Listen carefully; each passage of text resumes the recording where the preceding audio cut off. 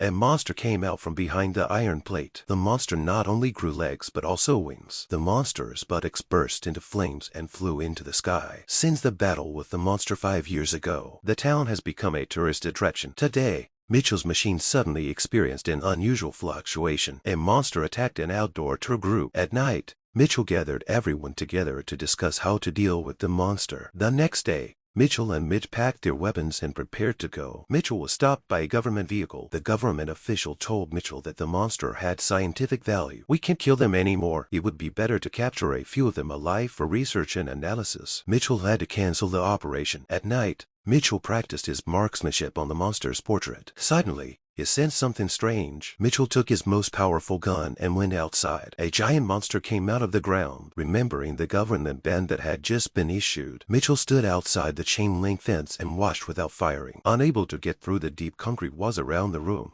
the monster had to leave. A monster suddenly appeared next to Mitchell. Mitchell was unable to escape, but the monster swallowed him. The helpless Mitch suddenly heard the voice of the walkie-talkie. The swallowed Mitchell told Mitch to attract the monster to Mitchell's house. Mitch drove his car and made noise to attract the monster's attention. The radar shows the creature is right behind Mickey. Mitch drove his car through a barbed wire fence into the Mitchell's yard. The creature behind him crashes into a concrete wall. Mitch took his tools and dug out the monster. Mitchell crawled out of the monster's belly. Radar shows some different monsters around. A mutated monster walks out. The eyeless creature targeted the 4 men with infrared light. The monsters but erupted in flames and flew into the sky. The monster in the sky was shot down by the bullets of the group. Red flammable liquid flowed out of the monster's body. The 3 of them returned to the town with a thick mattress on their heads. One of the monsters ate food containing anesthetics. The creature was soon captured alive. A monster stood on a telephone pole and turned on its infrared light to look for prey. Mitchell and the others hid in a place where the monster couldn't detect them. Mitch used his reflector to spot the creature behind the crate. Mitchell and Mitch pushed over the box and crushed a monster. 4 more monsters flew into the sky. To avoid the monster's radar, the 3 of them hid in a sealed toilet. The 3 of them also came up with a way to deal with the monsters. At night,